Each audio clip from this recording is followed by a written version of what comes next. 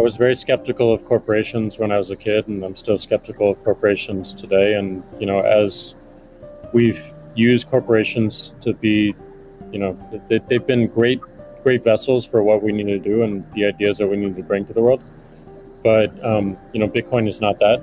And when we were considering Bitcoin and how Square intersected, I was really concerned with how we don't disrupt the community in a negative way, how we promote what is amazing about it, and how we help it grow in that way, in the way that it wants to. So we created your team, Steve, which is Square Crypto, which is hiring open source developers to work on whatever they want and whatever they think is most important to help Bitcoin. We created an organization called Copo, which we gave up all of our crypto patents so that the community can use them in defense against trolls and some crazy characters we won't name. Following that Bitcoin path, we're going to create a hardware wallet.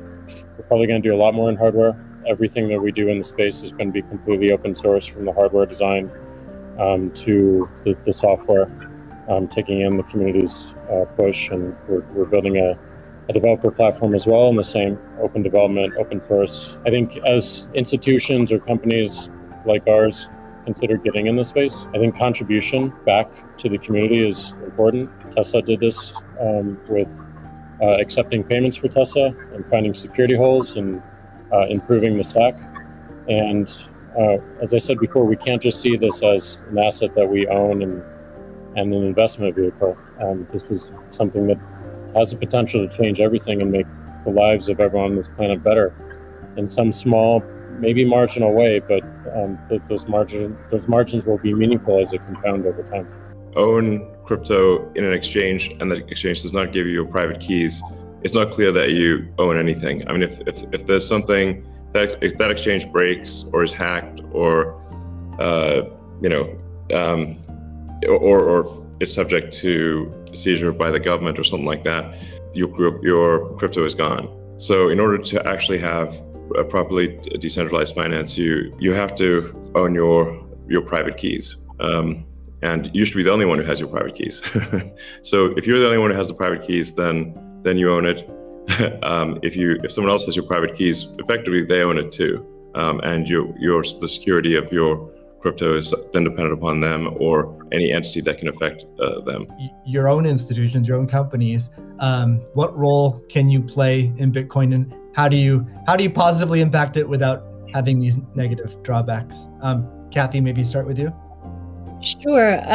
Yes. Well, ARC has stood for two things: democratization and transparency. We're the closest you'll find to a venture capital fund in the public equity markets, and I kind of feel that Bitcoin, or we have Bitcoin's DNA from that point of view. One of the things in terms of democratization is education. We have one of our missions, values, is to educate.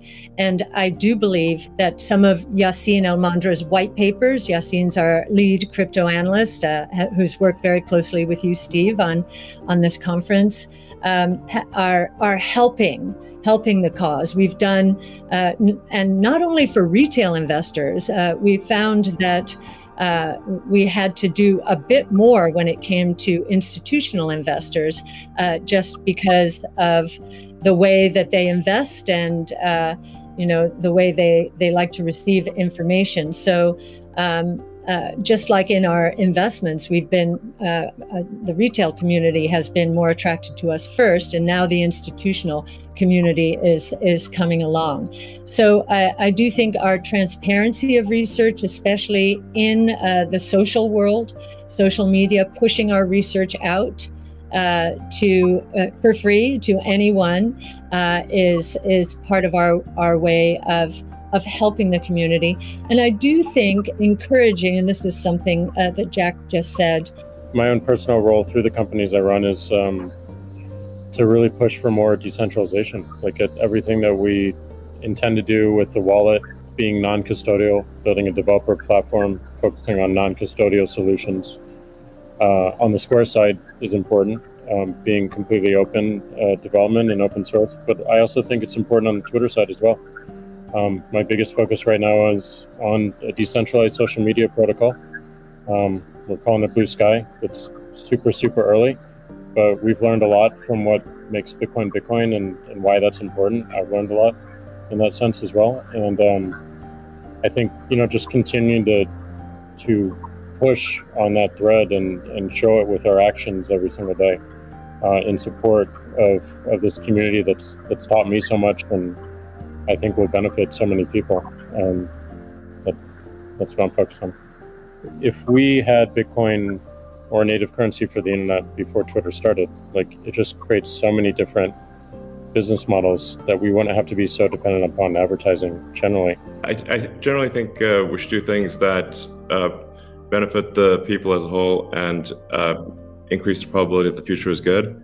So to me, it just seems self-evident that we should kind of take these set of actions most likely to make the future good. And I think probably crypto or at least some of the cryptocurrencies will make the future better, most likely. It's not, I always think of these things in terms of probabilities, but I think it's probably better for there to be a prosperous Bitcoin, Ethereum, Dogecoin, maybe some others in the future. And I think it can have an empowering effect for individuals and increase the power of the individual relative to government. If I'll harken back to something, well, it was either Elon or Jack said, think about it, you take away the boundaries, the different currencies, just think about how explosive growth could be and how wide-reaching taking the friction out of the system could be. So I would encourage corporations to think about that this ability to do business anywhere in the world, ultimately, obviously, we're paving the way here. That's certainly a consideration. It also will serve as a hedge against inflation, especially, and as I mentioned earlier, there are a lot of emerging markets that are suffering from significant inflation. In other words, the purchasing power of those populations is going down. So they are going to migrate to Bitcoin and other ways to preserve purchasing power.